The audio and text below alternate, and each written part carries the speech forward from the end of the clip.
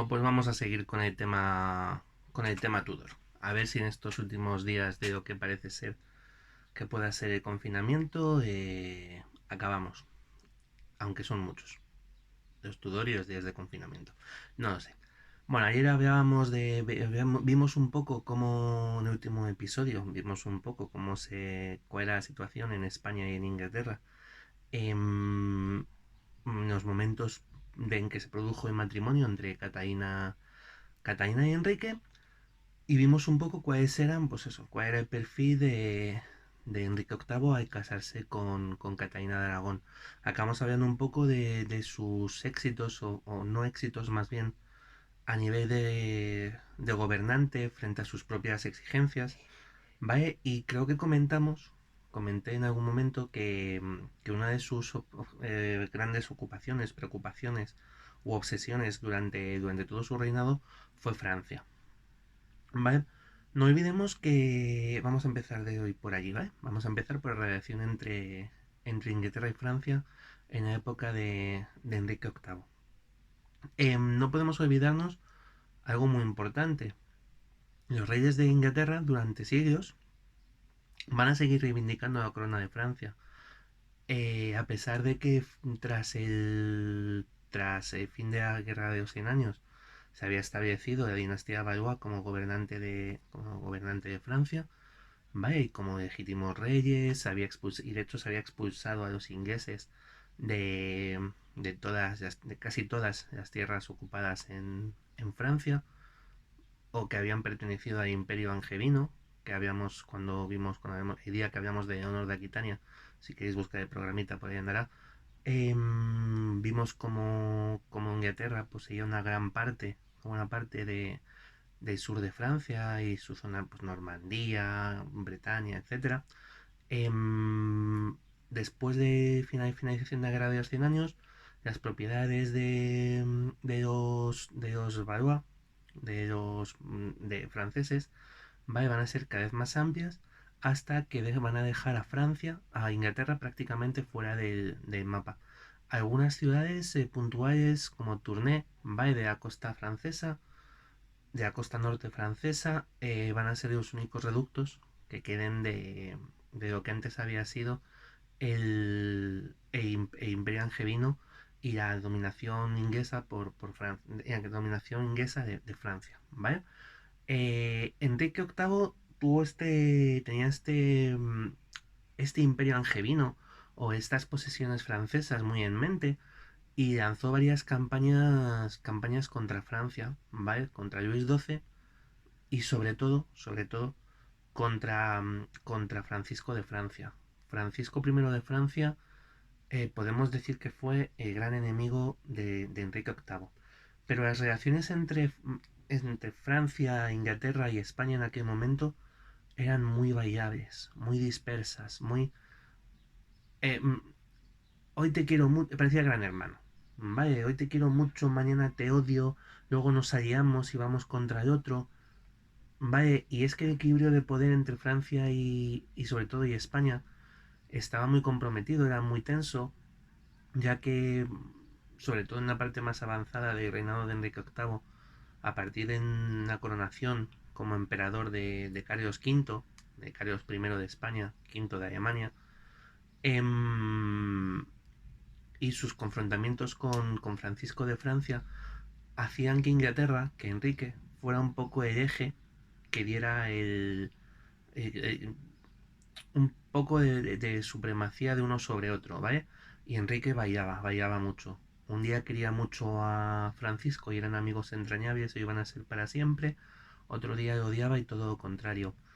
Enrique participó en la llamada Liga Santa, por ejemplo, junto a España, Venecia y Papado, ¿vale? Para luchar contra los franceses en la parte sur de Italia, ya que amenazaban las propias protecciones, las propias posesiones del papado, y el papa le llamó rey cristianísimo, por ejemplo, ¿vale?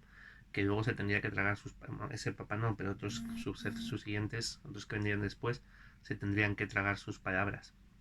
¿Vale? Bueno, muy cambiante la relación. Hubo intentos de pacto, ¿eh? Hubo matrimonio, que es como entonces se solucionaba todo. Y la hermana menor de Enrique, María, se casó con el rey de Francia, con Luis XII, ¿vale? Pero bueno, duró poco porque Luis XII enseguida falleció y María volvió a Inglaterra. Y aquí se dio uno de los casos más curiosos que ha pasado en la familia Tudor. Y es que María, María Tudor, pero no era reina, María de Francia, vamos a llamarle así de momento, antes de que ahora cambiemos el apellido, se casó en secreto y sin esperar el permiso de su hermano con uno de los mejores amigos de este, el duque de Suffolk, ¿vale?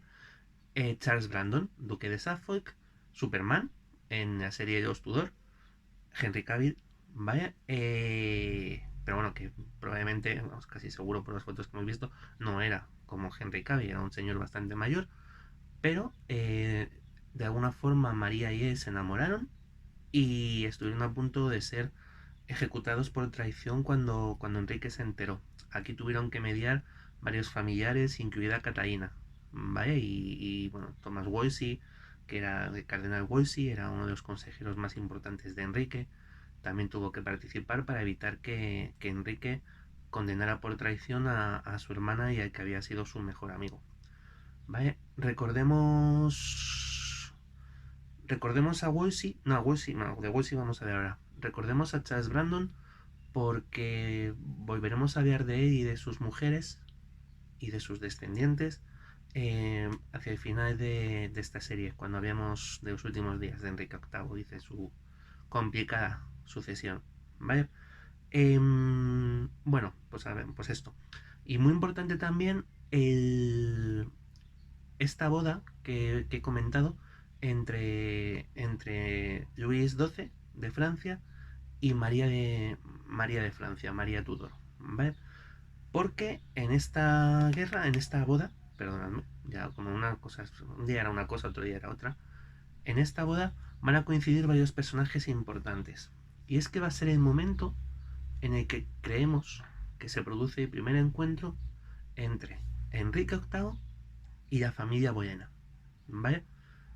Eh, los Boyena eran en ese momento eran una familia secundaria de la nobleza inglesa, pero estaban muy bien relacionados porque la mujer de Tomás Boyena, la madre de los tres Boyena más importantes que han sido María Boyena, Ana Boyena y Jorge Boyena, Boleyn en inglés, eh, era hermana del duque de Norfolk. Y el duque de Norfolk, la familia Howard, sí era una familia muy, muy, muy importante y con mucho peso en Inglaterra. ¿Vale? Se supone que este peso de los Howard fue lo que les valió a los Boyena una posición de embajadores en la corte de Francia, bueno, pues, de educación, acompañaron, ya os digo, se convirtieron en parece que fueron damas de, de María Tudor en su viaje a Francia, y además, sobre todo la hermana mayor, María Buena, obtuvo una reputación bastante dudosa y se sabe que el propio rey siguiente, Francisco de Francia, afirmaba que había sido su amante, ¿vale? Que había sido amante de María Buena y que poco menos que, bueno, pues eso, equivalente entonces a que escribieran su nombre en las paredes de las puertas del instituto, con su teléfono y esas cosas, ¿vale? Le decían cosas poco bonitas a María Buena. María Buena en algún momento volvió a Inglaterra y ahora contaremos qué pasa con ella, ¿vale? Pero fue la primera Buena que tuvo una relación con Enrique VIII, como predecesor, pues, las dos hermanas. ¿Vale? Bueno, pues hemos visto cómo era Enrique más o menos como rey. Vamos a hacernos una idea de cómo es Catalina como reina. De su vida privada, pues sabemos lo que nos ha llegado, que es que pues, fue una mujer muy enamorada de Enrique. Tuvo varios embarazos, pero solo sobrevivió una hija, María. Y bueno, pues fue una mujer muy humanista, muy educada y una gran defensora del humanismo y de la educación. Ahora os comento qué es el humanismo, ¿vale? Pero bueno, para que os hagáis una idea, Catalina, que había sido educada por Beatriz Galindo, por la latina, eh, llegó a Inglaterra en situación pues, de igualdad con muchos de los humanistas más reconocidos del momento y bueno, de historia de Inglaterra y de historia universal, ¿vale? Como Tomás Moro o Erasmo de Rotterdam, de los que fue flamante defensora y amiga. Amiga bueno, con correspondencia, cartas, dedicatorias en los libros y esas cosas, ¿vale? Que no había Facebook. Y de hecho eligió como tutor de su hija, de María, a, a un valenciano, creo que es de Valencia, si no lo es, ahora luego lo corrijo, llamado Juan Luis Vives, que es un pedagogo muy reconocido de historia de España y que su avance o su propuesta, una de sus propuestas, chocante en ese momento, era que las mujeres tenían tanto derecho a estudiar como los hombres, ¿vale? Y este fue el personaje que María eligió que Catalina eligió para su hija María. Me voy a guiar mucho con los nombres, ¿vale? Porque todas se llaman Catalina y todas se llaman entre Catalina y María, y de ahí no vamos a salir. Una Juana, ¿vale? Y los chicos Enrique y Tomás todos. Así que eso va a ser fácil. ¿Vale? Bueno, pues ¿qué es el humanismo? ¿Y por qué es importante en este momento? El humanismo, vamos a decir que es la vertiente filosófica de lo que conocemos habitualmente como renacimiento. ¿Vale? Y es poner al hombre en el centro del universo. Esto no implica que el humanismo sea ateo o que se deje de creer en Dios, ¿vale? Y eso lo vamos a ver, va a especificar muy bien el arte, ¿vale? Vamos a ver en las grandes obras renacentistas, como os digo, el hermano artístico del humanismo, vamos a ver a Dios por muchos sitios. Hay pinturas religiosas, esculturas religiosas, hay esculturas mitológicas, pinturas mitológicas. Mucha gente lo llama renacimiento porque es una vuelta al clasicismo, ¿no? A temas y formas que recuerdan sobre todo a literatura, bueno, a mitología y a las formas de trabajo, a escultura, a arquitectura de Grecia y de Roma.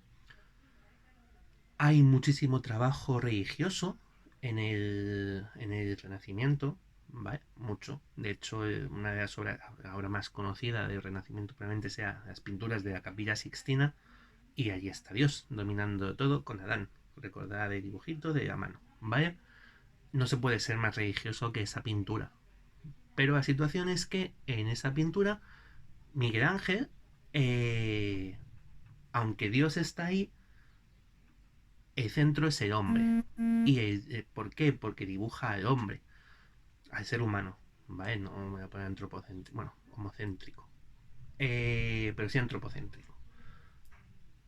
Y es que a partir de una parte del siglo XIV, sobre todo en pues 300, 400, 500, ya sabéis esto, va a empezar esta tendencia a situar al hombre en el centro del universo, el aprendizaje sobre el hombre y a que el hombre aprenda, ¿vale?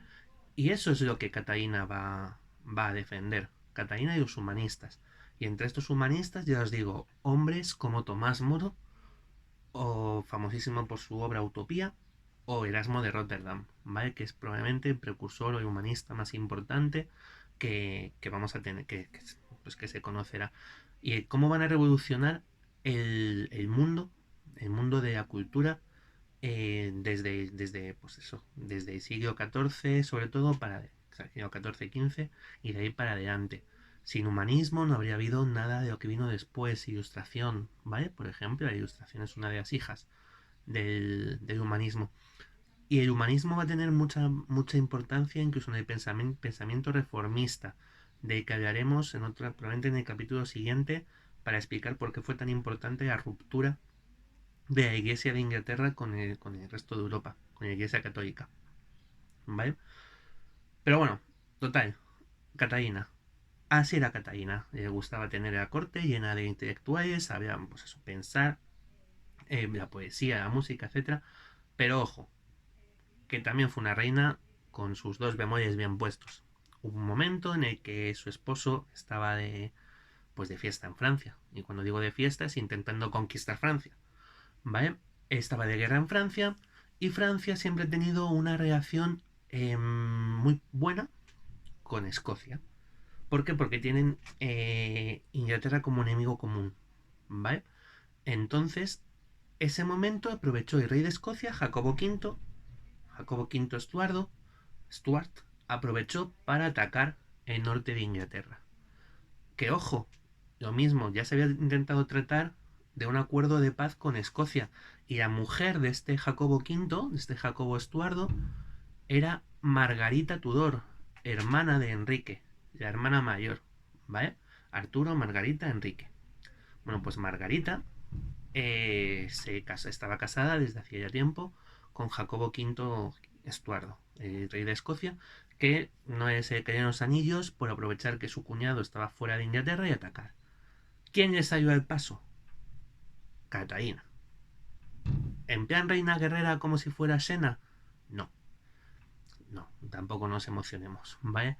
Catalina acudió a la guerra, lideró al ejército y dio una charla muy, para que se vea una soflama, un discurso muy importante, ¿vale? Y consiguió una gran victoria. Al final fue ella que llevaba los ejércitos, que fue la victoria de Freudenfels, ¿vale? Donde entre muchos escoceses que cayeron, cayó Jacobo V. Murió en esa batalla.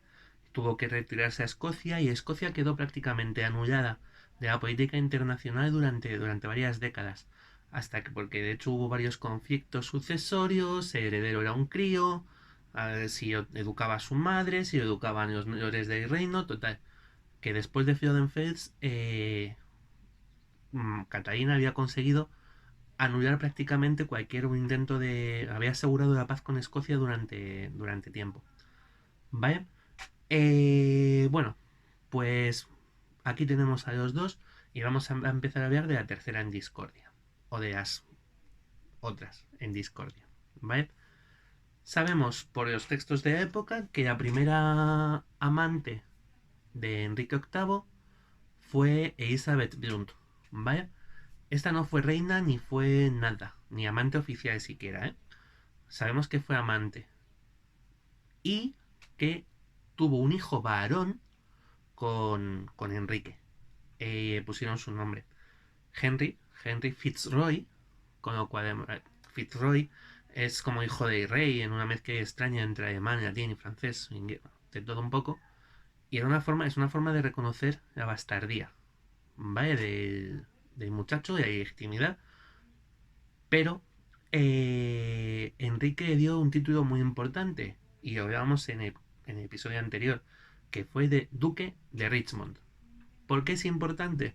Porque Richmond había sido el dominio secular, el dominio antiguo, el dominio anterior de los Tudor, ¿vale? De Enrique VII había sido duque de Richmond y de hecho, si alguno os da por leer a Shakespeare y os queréis leer Ricardo III, que es una auténtica maravilla, siempre se habla de Enrique VII como Richmond, ¿vale? Y el ducado de Richmond pasó a Henry Fitzroy, ¿vale? Hijo del rey Elizabeth Blount. Aún así, ni Henry Fitzroy ni Elizabeth Blount van a tener repercusión ninguna en la historia de Inglaterra ni en la futura de Enrique VIII. Más allá de que por primera vez Enrique se encontraba con un hijo varón, ¿vale? Que esa va a ser su obsesión, un varón, ¿vale? Y de momento con Catalina solo había tenido una hija, María, y varios abortos, ¿vale? De hecho, uno de ellos fue a la vuelta de Freudenfels, porque Catalina había ido embarazada. Pues no sabemos si tuvo algo que ver o no. El viaje a caballo, todo el jaleo. Ya os digo que cuando hablamos de que fue la guerra, que no os imaginéis con armadura y espada, ¿vale? Ni con dragones. Es Catalina Dragón, no es Daenerys de la Tormenta. Mucho mejor Catalina Dragón. No se vuelve loca al final. ¿Vale? Bien. Betsy Blount. Pasamos capítulo y entramos en las dos hermanas. Las Boyena. Película. Las hermanas Boyena. Interesante, mucho. Si os animáis un rato, pues os van a contar pues esta historia mucho mejor que yo y además son mucho más guapas ellas. ¿Vale? Pero bueno, el caso. En la boda parece que el primer contacto bueno, lo tuvieron en Francia. En la boda de Luis XII de Francia con María de Inglaterra, con María Tudor. Y pasados unos años, María Buena, pidió permiso para volver a Inglaterra como para casarse allí con un nadie, realmente, que era Michael Carey, creo que se llamaba. Sí, creo que sí. Bueno, pues se concedió, volvió a Inglaterra y María fue durante un tiempo amante de Enrique, ¿vale? Hasta que Enrique puso sus ojos, se aburrió de María y puso sus ojos en Ana, en la hermana menor de, de María, Ana Boyena, ¿vale? Y Ana Boyena sí que sería la primera amante oficial de Enrique VIII. La reconoció como su amante, ¿vale? Ante todo el mundo. Pero por algún motivo, Ana no tuvo suficiente. No sabemos cómo lo hizo. No sabemos qué utilizó. Sabemos que Enrique estaba muy colado por Ana. Le compuso canciones, ¿vale? De hecho, la canción con la que abrimos, la musiquita con la que abrimos estos episodios, es una composición de Enrique VIII, Greensleeves, ¿vale? Que se supone que dedicó precisamente a Ana Boyena, como otra, tiempo pasado en buena compañía. Pastime in Good Company se llama la canción, ¿vale?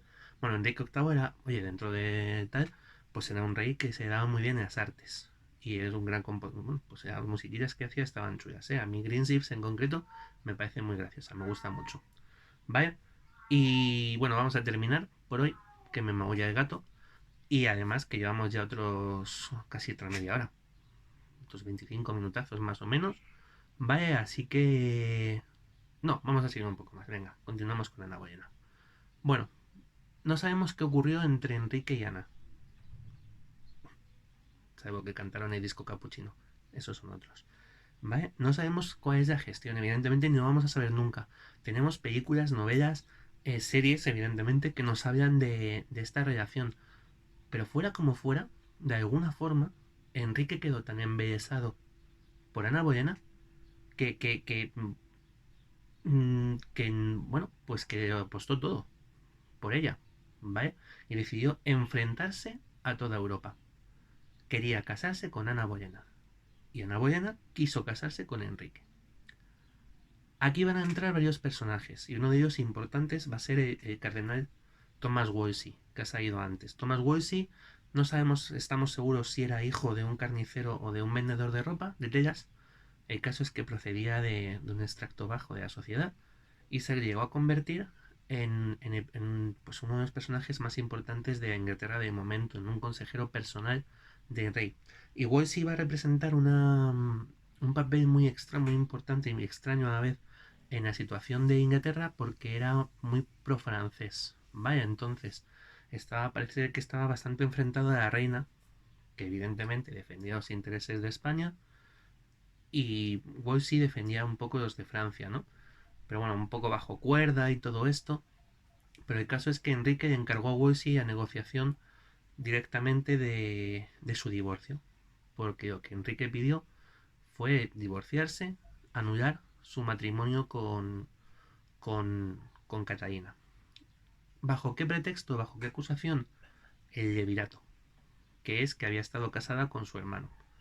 En su momento, todas las cancillerías europeas habían estado, bueno, trinando y la iglesia tuvo que defender que Catalina de Aragón había sido virgen, ¿vale? Cuando se murió el rey Arturo, ¿no? El príncipe Arturo, y para que se pudiera casar con Enrique VIII, hubo que demostrar que Catalina de Aragón era virgen y había llegado virgen al matrimonio con Enrique. O sea, es decir, que su matrimonio con Arturo no se había consumado.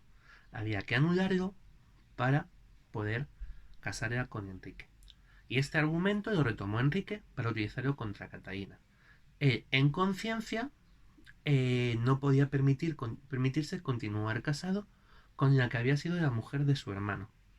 Y él argumentaba que Dios no le daba hijos, varones, porque esta unión no era, no era legal a ojos de Dios. Que como todo lo ve, pues no quería que estuviera casado con Catalina de Aragón y quería que se casara con Ana Bolena porque Dios es así, telenovela. ¿Vale? Y esto es lo que Wolsey tuvo que defender ante las cancillerías europeas y ante el Papa. ¿Vale? Problema para Enrique, que el Papa estaba muy influenciado y no podía evitarlo por el emperador, que era sobrino de Catalina de Aragón, era Carlos V, y de hecho el Papa había estado varios meses prisionero en el castillo Sant'Angelo por las fuerzas de los españoles, ¿vale? Dirigidos, bueno, de hecho había habido uno de los eventos más conocidos de la historia de Roma, que es el saqueo de Roma dirigido por el condestable de Borbón a las órdenes, bueno, parece ser que Carlos V se mosqueó bastante cuando se enteró de lo que había ocurrido, pero al final eran los ejércitos españoles o imperiales. Vamos a llamarlos imperiales porque creemos que sobre todo había alemanes, holandeses, ¿vale? Pero bueno, al final eran los imperiales. Y habían saqueado Roma, habían dejado hecho un Cristo. Así que el Papa se cuidó muy mucho, muy mucho, de, de enfrentarse al emperador, ¿vale? Porque además una de las cosas como son, Inglaterra estaba muy lejos y las posesiones del emperador en Milán y en Nápoles estaban muy cerquita y de hecho cercaban Roma por los dos, tanto por el norte como por el sur. Así que el Papa le dijo a Enrique, no, quedó demostrado en su momento que Catalina era virgen, con lo cual no existe razón eclesiástica para anular el matrimonio. ¿Qué hizo Enrique? Decir, vale, eso dices tú, pues ahora cojo y me monto mi iglesia. Y ahora sí que vamos a dejarlo por hoy, que vamos a entrar en el reformismo y esto va a llevar un ratito. Así que nada, espero que os esté gustando, cualquier duda me decís y nos seguimos viendo por aquí. Acordaos, vídeos de juegos, cine y todo, por aquí en la cueva del pícaro. Apuntaos abajo en la campanita y así no se os pasa, ¿vale? Chao chicos.